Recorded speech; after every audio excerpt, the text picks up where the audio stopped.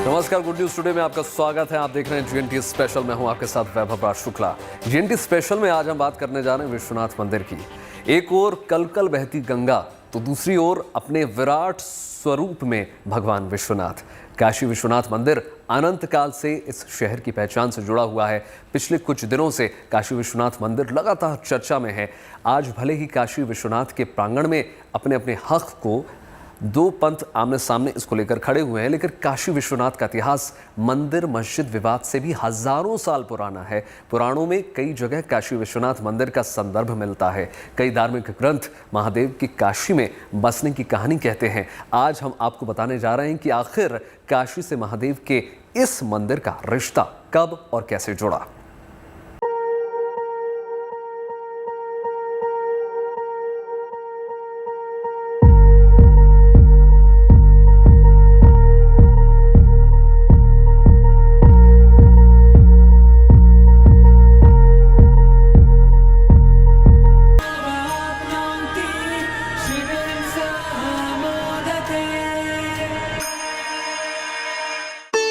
दृश्यते स्वर्गे सर्वे काश्याम विश्वेश्वरः तथा, यानी काशी में सर्वत्र हर जीव में भगवान विश्वेश्वर के दर्शन होते हैं।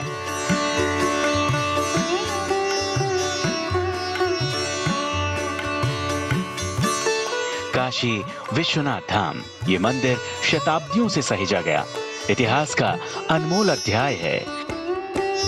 यहाँ त्रिपुरारी महादेव के 12 ज्योतिर्लिंगों में से एक बाबा विश्वनाथ विराजते हैं। गलियों और चौकों के भूगोल से बने इस शहर में संसार के जाने कितने ही धर्म, संस्कृति और पंथों को मानने वाले मिल जाएंगे, लेकिन काशी के हर निवासी की आस्था आकर विश्वनाथ के इस दर पर समाहित हो जाती है। वहीं पौराणिक इतिहास बताता है कि भगवान शिव को भी काशी नगरी सबसे ज्यादा प्यारी है।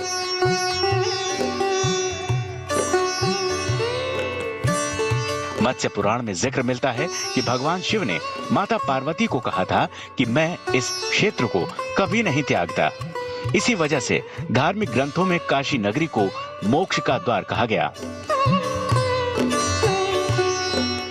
2022 की काशी आज बाबा विश्वनाथ के जिस मंदिर पर हक के लिए कानून की चौखट पर खड़ी है, पौराणिक इतिहास बताता है कि वहां आकर तो खुद महादेव बसे थे। जो काशी का अर्थ होता है अत्यंत प्रकाशवान, वो है काशी। काशी में जब स्वयं भगवान शिव आते हैं तो काशी की स्थापना तभी हुई है।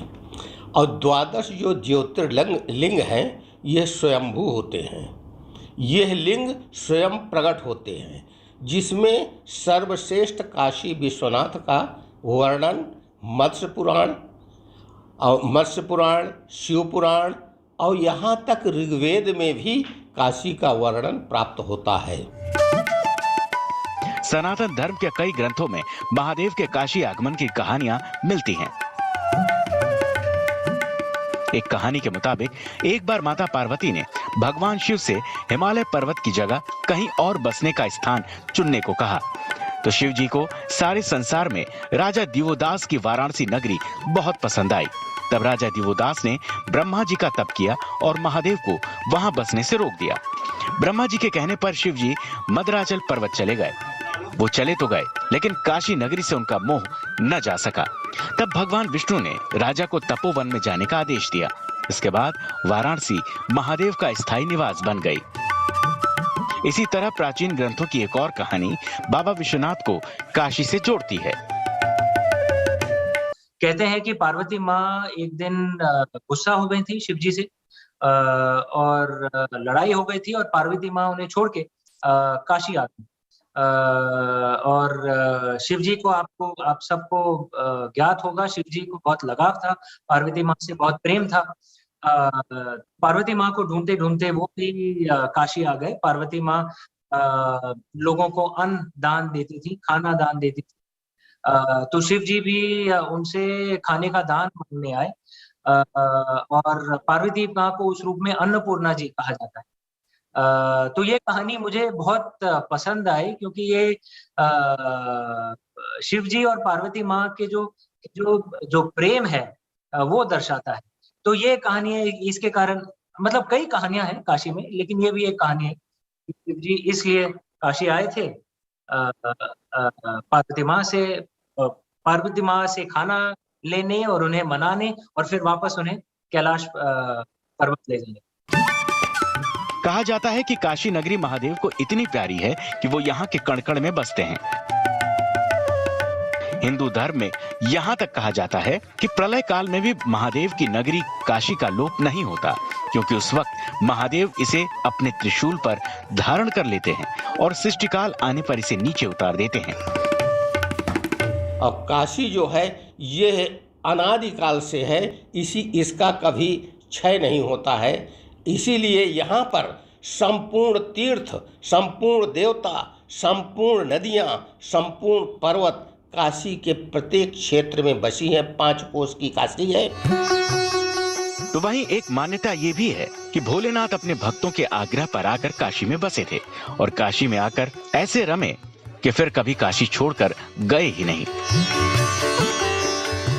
जैसे महादेव का मन काशी में रमता है, ठीक वैसे ही काशी भी सदियों से महादेव को अपने मन में बसाए हुए है। पौराणिक इतिहास के संदर्भों से परे एक शहर के तौर पर बनारस के जीवन चरित में महादेव बसे हुए हैं। देखिए, काशी तो शिव जी की नगरी है। जो भी हम काशी से आते हैं, मैं भी मूल रूप से काशी का ही हूँ। मेरे पिताजी का परिवार काशी से है, तो हम सब शिव भक्त हैं। बाबा हमारे लिए सब कुछ है।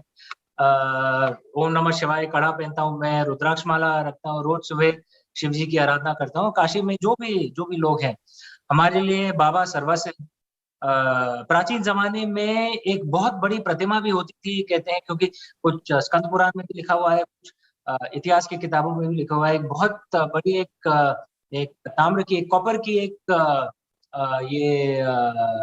शिव जी की प्रतिमा होती थी गंगा किनारे, करीब 500-600 साल पहले। कुछ आक्रांताओं ने उसे भी तोड़ दिया था।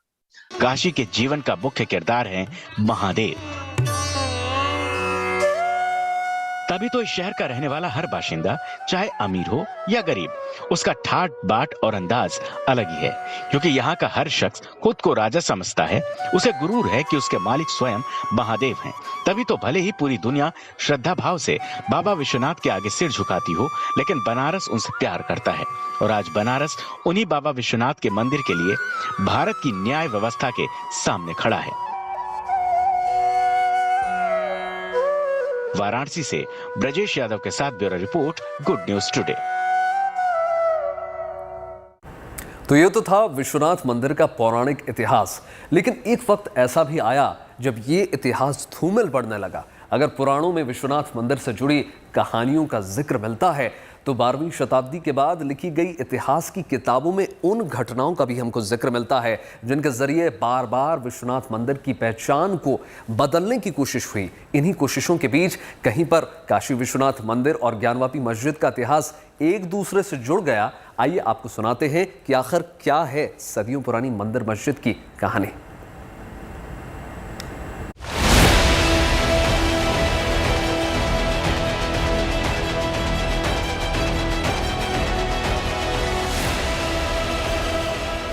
जिस ज्ञानव्यापी मस्जिद को लेकर आज दो पंथ न्याय की चौखट पर एक दूसरे के सामने खड़े हैं, उसके निर्माण और बनावट की कहानी दोनों समुदायों की जड़ों से जुड़ी है। ज्ञानव्यापी का इतिहास शताब्दियों पुराना है। सैकड़ों साल से मां गंगा की गोद में बसे इस इलाके में दोनों मजहबी अपनी अपनी आस्था के छांव तले फलते फूलते रहे हैं। काशी विश्वनाथ मंदिर और ज्ञानव्यापी मस्जिद आपस में सटी हुई है, लेकिन यहाँ आने जाने के रास्ते अलग हैं, ठीक उसी तरह जैसे मानने वालों के विश्वास। 1669 में तोड़ा गया। सैकड़ों साल मंदिर उपेक्षित रहा। उपेक्षित रहने के बाद 100 साल, लगभग 100 साल बाद महारानी अहिल्याबाई ने बगल में एक पुराने जीर्ण शीर्ण मंदिर का उद्धार कराया। उस पे महाराजा रणजीत सिंह ने 9 कुंटल सोना चढ़वाया। फिर महारानी बैजाबाई आए और इसके ऊपर ये मंडप तैयार कराया, ये ज्ञानवापी कूप का। और तब तक जो है नेपाल नरेश ने एक भारी भरकम नंदी जो है वो वहां से पूजित पशुपतिनाथ जी से भेज दिया वहां। मस्जिद और विश्वनाथ मंदिर के बीच 10 फीट गहरा कुआं है जिसे ज्ञान व्यापी कहा जाता है। इस कुएं के नाम पर मस्जिद का नाम पड़ा। स्कंद पुराण में कहा गया कि भगवान शिव ने स्वयं लिंगाभिषेक के लिए अपने त्रिशूल से ये कुआं बनाया था। शिव जी ने यहीं अपनी पत्नी पार्वती को ज्ञान दिया था, इसीलिए इस जगह का नाम ज्ञान व्यापी यानी ज्ञान का कुआं पड़ा। शताब्दियों से काशी के मंदिर मस्जिद की कहानी इस ज्ञान वापी के इर्द गिर्द घूमती रही है।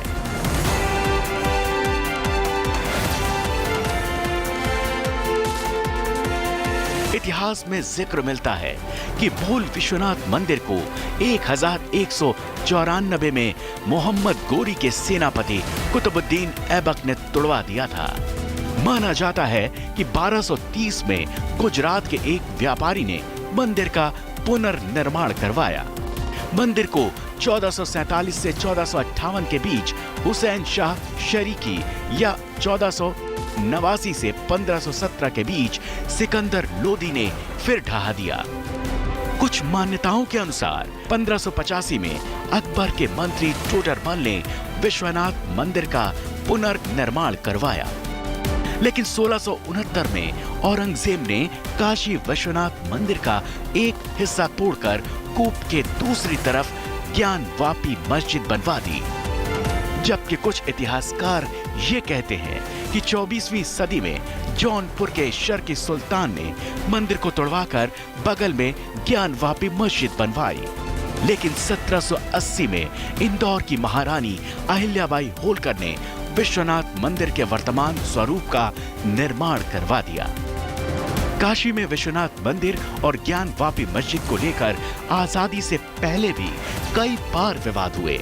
1809 में जब हिंदुओं ने विश्वनाथ मंदिर और ज्ञान वापी मस्जिद के बीच एक छोटा स्थल बनाने की कोशिश की, तब भीषण दंगे हुए।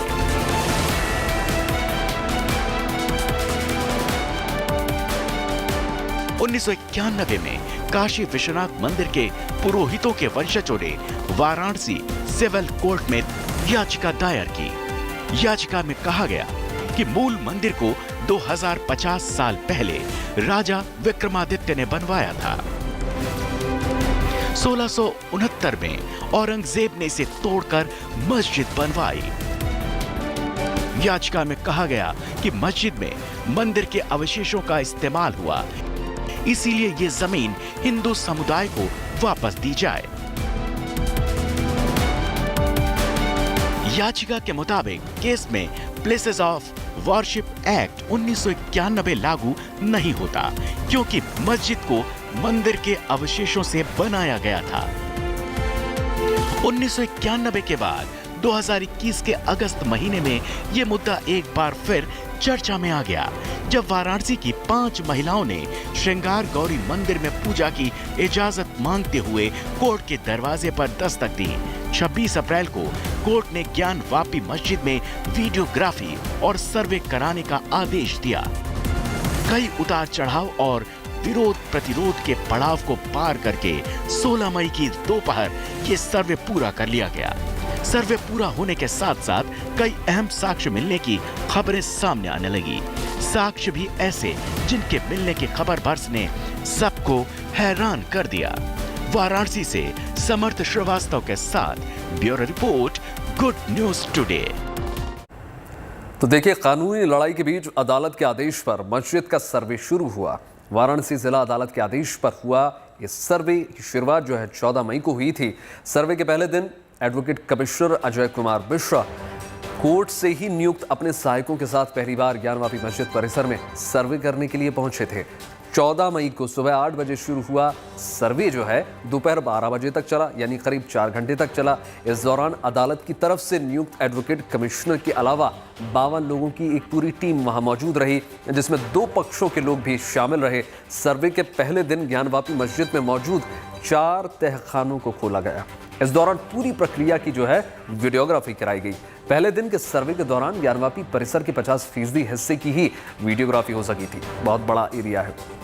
15 मई को सर्वे के लिए टीम दूसरी बार ज्ञानवापी मस्जिद पहुंचती है और इस दौरान ऊपर बने कमरों, गुंबद, छत और दीवारों की वीडियोग्राफी होती है। करीब 4 घंटे तक चले सर्वे के दौरान दरवाजों की नक्काशी की भी हाई लेंस वाले कैमरों के साथ तस्वीरें कैद की गई। दूसरे दिन भी ज्ञानवापी मस्जिद के 30% हिस्से का ही सर्वे हो सका। अंदर मलबा ज्यादा होने के कारण सर्वे 100% पूरा तब भी नहीं हो सका, इसलिए 16 मई को तीसरे दिन 16 मई को सर्वे जारी रहा और फैसला इसका किया गया, जिस पर 16 मई को आखिरी सर्वे हुआ। सर्वे के बाकी बचे 20% हिस्से को जांचा गया। 20% के हिस्से की हकीकत को जानने में सर्वे की टीम को 2.25 घंटे का वक्त लगा। सर्वे की प्रक्रिया पूरी होते ही हिंदू पक्ष ने शिवलिंग मिलने का वहां दावा किया, जबकि मुस्लिम पक्ष ने ऐसे किसी भी दावे को सिरे से खारिज कर दिया। हालांकि सर्वे टीम में शामिल हिंदू पक्ष ने तुरंत वाराणसी कोर्ट में याचिका दे दी, जिसमें शिवलिंग मिलने का दावा उन्होंने कर दिया, जिस पर सीनियर डिवीजन के जज रवि कुमार दिवाकर ने वाराणसी के डीएम को तुरंत उस जगह को सील करने का आदेश दे दिया। इस आदेश में वहां पर किसी भी व्यक्ति के दाखिल होने से रोकने का भी फैसला शामिल था। अब इस 3 दिन के सर्वे की रिपोर्ट सौंपने से पहले कोर्ट कमिश्नर ने अदालत में अर्जी दाखिल कर दी थी कि इतने सारे डेटा को फाइल करने के लिए उन्हें और वक्त चाहिए। इसके साथ ही वाराणसी की अदालत में 2 और अर्जियां भी दाखिल हुई। ये याचिकाएं क्या थीं और कोर्ट ने इन पर क्या कहा, ये आपको बताएंगे। लेकिन इससे पहले ये भी जान लीजिए कि एक तरफ इस मामले पर वाराणसी में सुनवाई चल रही थी और उधर दूसरी तरफ मामला सुप्रीम कोर्ट में भी चल रहा था। मुस्लिम पक्ष ने दलील दी थी कि रोजाना दर्शन पूजन की इजाजत से मस्जिद के चरित्र में बदलाव हो जाएगा। साथ ही कोर्ट कमिश्नर की नियुक्ति पर भी आपत्ति जताई थी। इस पर सुप्रीम कोर्ट ने कहा कि मामला जब निचली अदालत में चल रहा है तो क्यों ना उसे चलने दिया जाए। आज वाराणसी कोर्ट में इस मामले को लेकर सुनवाई होनी थी, लेकिन वकीलों की 2 दिन की हड़ताल की वजह से सुनवाई टल गई। अब अदालत सुनवाई की नई तारीख का ऐलान करेगा। अदालत में इस मामले को लेकर अब तक क्या कुछ हुआ है, इस पर देखिए हमारी ये खास रिपोर्ट।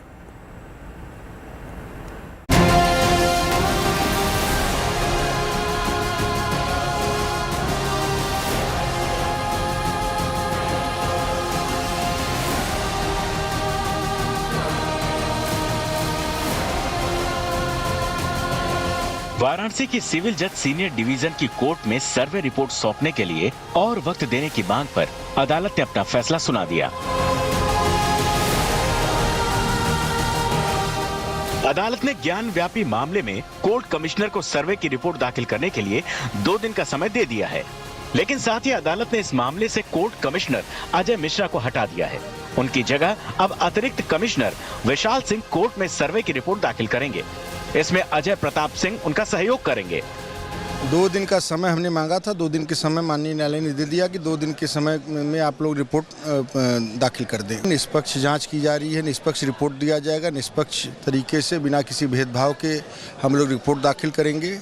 इसलिए ये एप्लीकेशन दिया गया था, उस पर माननीय न्यायालय ने आदेश पारित कर दिया है।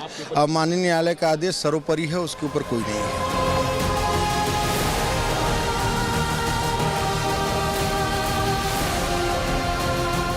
दरअसल 12 मई को दोबारा सर्वे शुरू करने की हिदायत के साथ ही कोर्ट ने एडवोकेट कमिश्नर से 17 मई तक रिपोर्ट दाखिल करने को कहा था, लेकिन ज्ञानवापी परिसर की सर्वे रिपोर्ट तय समय पर सीनियर डिवीजन रवि कुमार दिवाकर की अदालत में पेश नहीं हो सकी।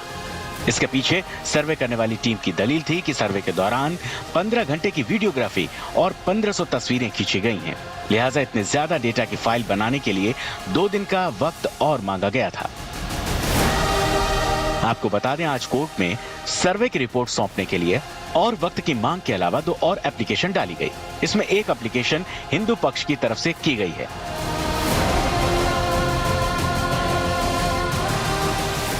जिसमें ज्ञानवापी परिसर की कुछ दीवारों को गिराकर सर्वे कराने की मांग की गई थी। ये अर्जी रेखा पाठक, मंजू व्यास, सीता साहू की ओर से दाखिल की गई थी। इसके साथ ही मलबे की सफाई की भी मांग की गई थी। इसके अलावा कोर्ट में एक और अर्जी डीजीसी सिविल महेंद्र प्रसाद पांडे की तरफ से दाखिल की गई थी। इस एप्लीकेशन में तालाब परिसर सील होने के कारण नमाजियों के वजू के लिए बाहर व्यवस्था करने की अपील की गई थी। फिलहाल दीवार तोड़ने वाली याचिका पर कोर्ट ने 18 मई को सुनवाई करने के लिए कहा है। यानी दीवार तोड़ने वाली याचिका पर तो कोर्ट का फैसला जल्द आ सकता है, लेकिन सर्वे रिपोर्ट के लिए अभी 2 दिन का इंतजार और करना होगा। समर्थ श्रीवास्तव, अभिषेक, वाराणसी, गुड न्यूज टुडे। फिलहाल इस विशेष पेशकश में इतना ही। देश और दुनिया की तमाम पॉजिटिव खबरों के लिए जुड़े रहिए गुड न्यूज टुडे के साथ। मुझे दीजिए इजाजत, नमस्कार।